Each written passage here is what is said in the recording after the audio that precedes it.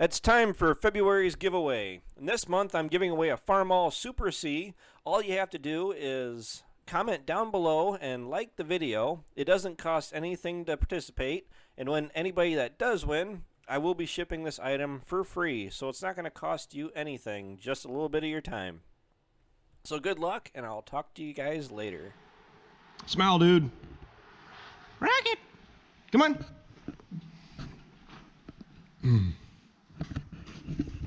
Yes, Rocket gets spoiled. Almost too much, and the problem is he knows it. There's nothing worse than a dog that knows he gets treated better than the rest of us. Okay, just morning coffee. I just got done moving snow. I had to plow out, 3 places. And the reason that it looks like, well, it's very obvious I didn't get carried away doing a super duper job. We're gonna get another 3 inches of snow. But I had to clean out the driveway good enough that I can get in and out, because my place is pretty steep and I have a pretty good layer of ice on it. I gotta go get about 6 bags of salt and get that ice moved out. Nothing gets your heart pumping like sliding down my driveway sideways with this. So, heck of an incentive. Okay, I want to talk a little bit about the grain drill. I mean, a little bit of what's all got to be done to it. Tisk, somebody messed up. You guys can see that. They're seeding it yet. That someone is me. Oh man. The mice got in it, which is to be expected. A little bit of oats I had in here is ruined, which is fine. Oats really aren't that expensive. The grass seed though looks perfectly fine.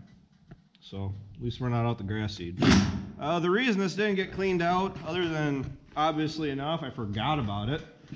We were planning on seeding down some waterways this fall yet. And for all of my regular viewers, it's pretty well known that this last fall was awfully testing. So it just didn't get used. And that's why it's currently sitting out where we could have hooked onto it and been gone. But for a fall where we didn't get hardly any tillage done, seeding down a couple waterways just wasn't going to happen. We do have a bunch of waterways to seed down, and we got to seed down a bunch of ground again. The cultivator, I do still get interest about the cultivator. I'm pretty proud of it, to be honest with you. We went from cultivating everything back when we had a 4-row, and then Grandpa's reasoning why we quit cultivating is because we didn't have the time to do it. Which, if you don't have the time to do it and you're able to, I hate this term, but get by, which is exactly what my grandparents, here's all my oats back here. The mice dug all the oats out of the grain drill. Good for them. Grandparents loved that term. I absolutely hated it. They always said that we'll get by, things will get done. That's talking to a teenage me, and me being the one that telling them I wanted to work another hour later and work on finish cutting hay or doing field work or anything else like that. Pretty sure that was just what they used to get me to quit working, but oh well.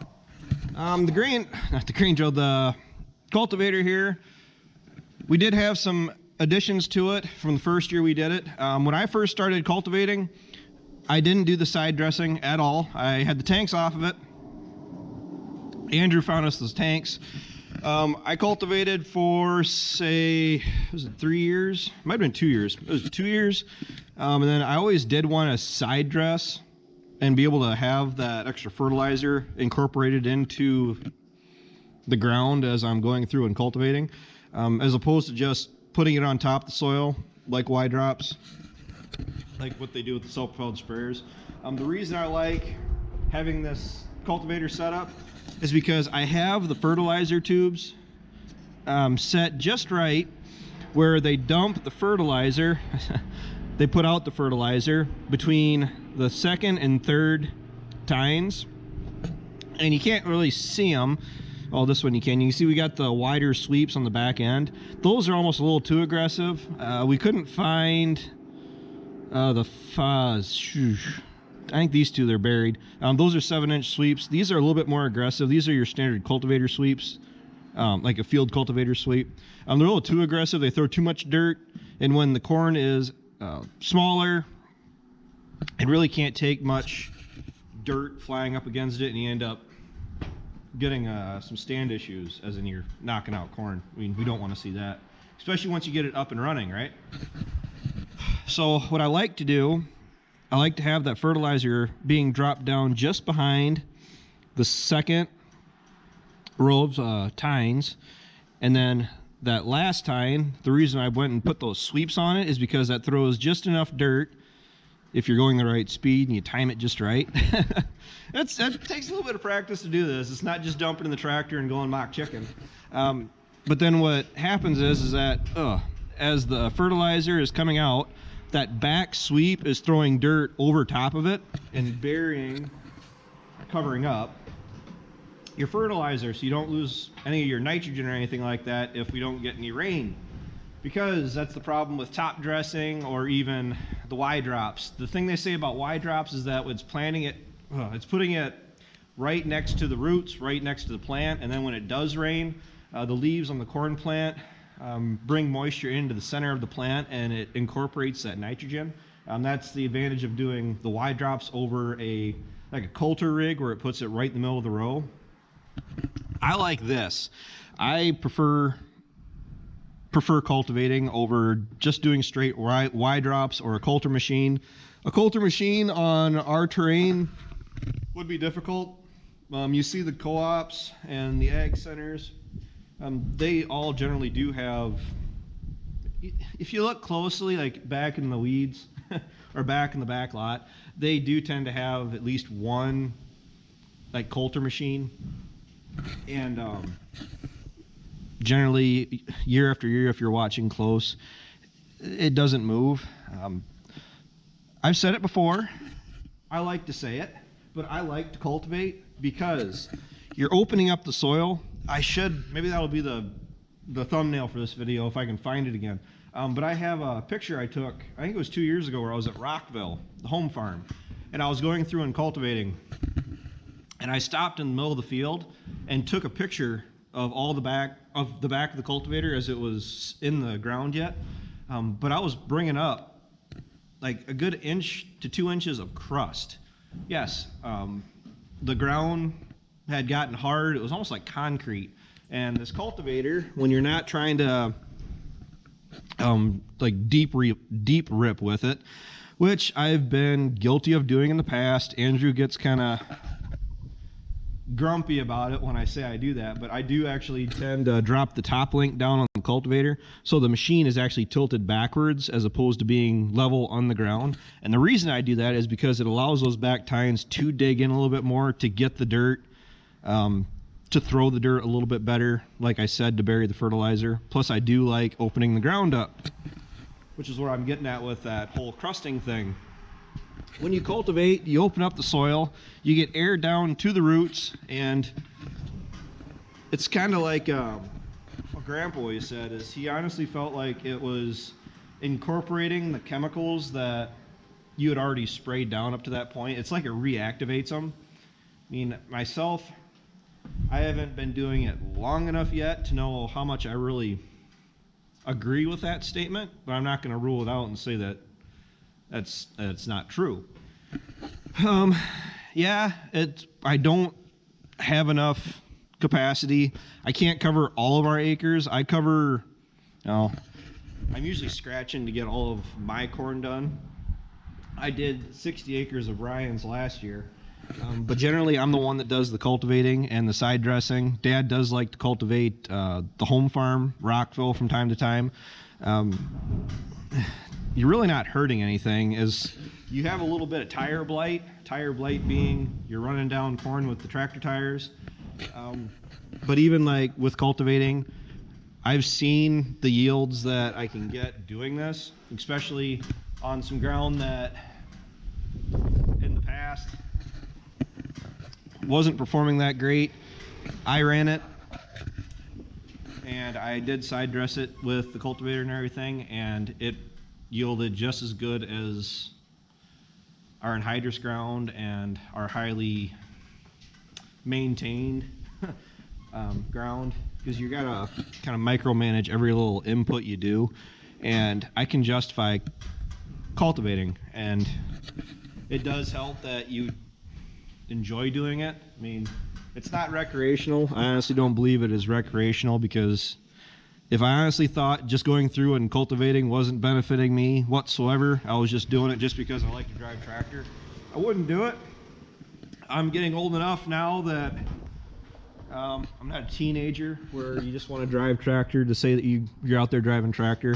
You got to pick and choose your battles, and you got to face facts. When doing something isn't giving you a return, you got to quit doing it. That's why we maintain we farm the way we do. That's why we do conventional till. That's why we cultivate, and that's why we do everything we do. And we're constantly changing. We're constantly trying different things. We don't just stick with one way and say that is the only way. So we've done no-till. Yes, we've done no-till. I've said it in the past. I'm not a big fan of it.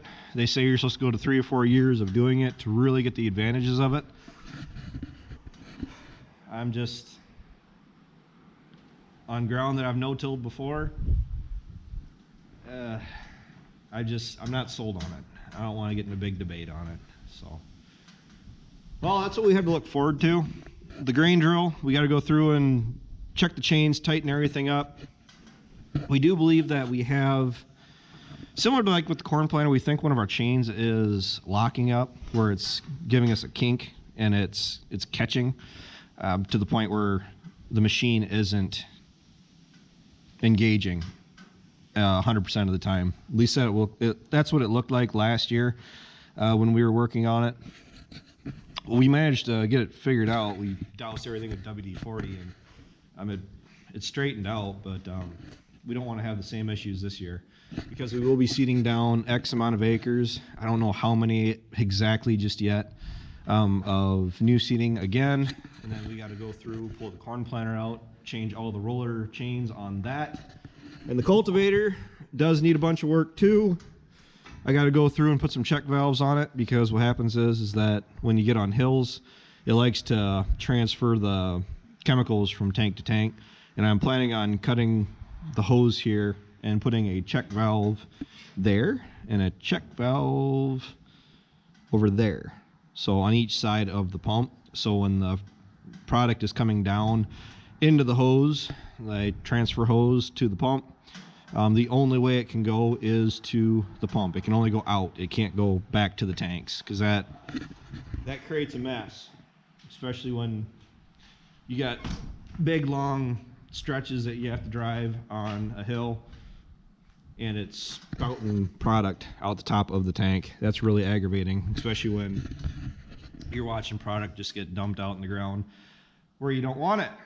So with that, thanks for watching. Take care, take it easy, keep in touch, stay warm, stay dry. Go out and play in the snow if you're into that kind of thing. I'm not. So I gotta get going. I gotta get some salt. So I'll talk to you guys later. Bye.